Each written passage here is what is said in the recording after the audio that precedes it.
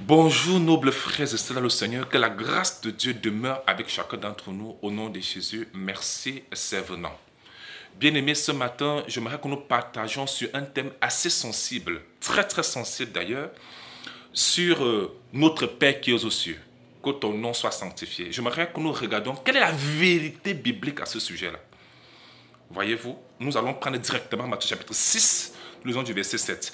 En priant, ne multipliez pas de vaines paroles, ce sont les déclarations du Seigneur Jésus en personne.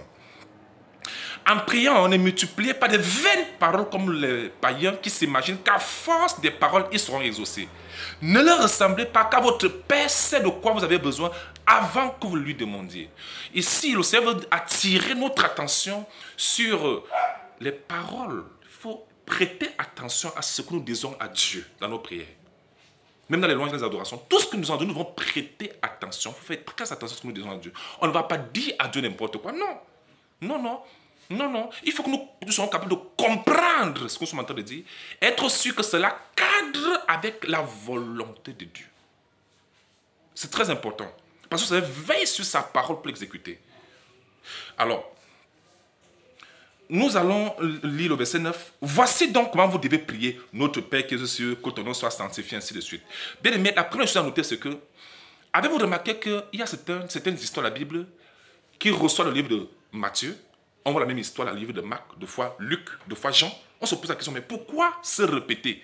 C'est parce qu'il y a des détails qui manquent dans le livre de Matthieu qu'on peut retrouver au livre de Luc, dans le récit de Luc. Vous comprenez? Tout cela, c'est pour nous permettre d'avoir une clairvoyance, une vision à 100%. Vous comprenez de l'événement.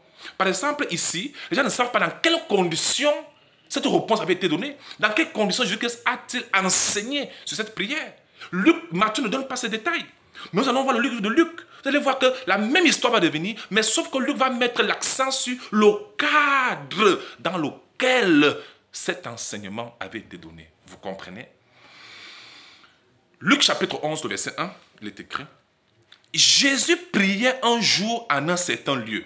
Lorsqu'il eut achevé, un de ses disciples lui dit: Seigneur, enseigne-nous à prier comme Jean l'a enseigné à ses disciples. Il dit: quand vous priez, dites: Père, que ton nom soit sanctifié, que ton règne vienne, ainsi de suite. Vous avez vu? Ça, c'est un détail que Matthieu ne donne pas.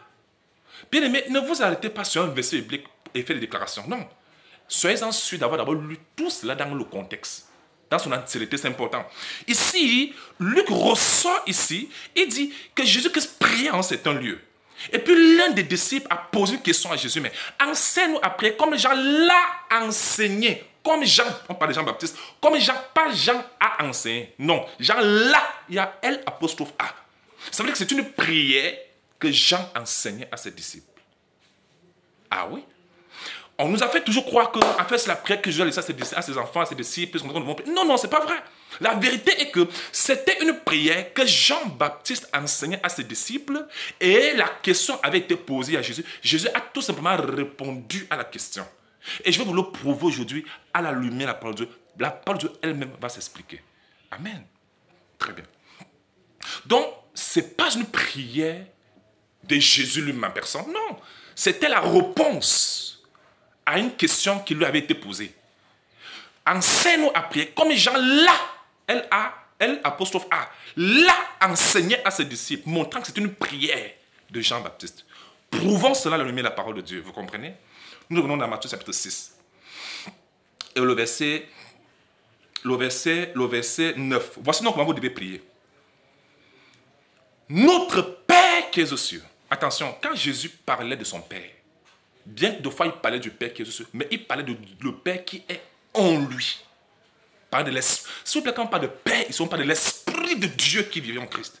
Vous comprenez? Or, l'Esprit et le corps ne font pas deux personnes, c'est une seule personne. Donc, ça veut donc dire que nous, les enfants de Dieu, nous parlons, c'est vrai, nous pouvons parler du Père qui est dans les cieux, mais nous parlons aussi du Père qui est en nous, parce que Dieu vit en nous. Il vit en nous. Vous comprenez? Ici, on dit notre Père qui est dans les cieux, c'est limite là. Et il dit: que ton nom soit sanctifié, que ton règne vienne, que ta volonté. Les gens ne prêtent pas attention sur le que. Q-U-E là. Le que là. Regardez le temps conjugué dans cette prière là. Ça s'appelle en français le subjonctif présent. La prière est conjuguée. Le temps conjugué dans cette prière, c'est le subjonctif présent. Il faut comprendre ce que c'est. Le subjonctif présent est un temps qui est utilisé pour exprimer un souhait. C'était un souhait. Jésus-Christ n'est pas venu sur la terre pour souhaiter. On n'est pas là pour souhaiter. Jésus-Christ est venu sur la terre pour accomplir tout ce qui avait été dit de lui. Ça, c'est un souhait. Le souhait de qui? De Jean-Baptiste. Qu'est-ce qu'il disait? Il dit que ton nom soit sanctifié. S'il vous plaît, le que là montre que c'était un souhait. Souhaiter que le nom de Dieu soit sanctifié.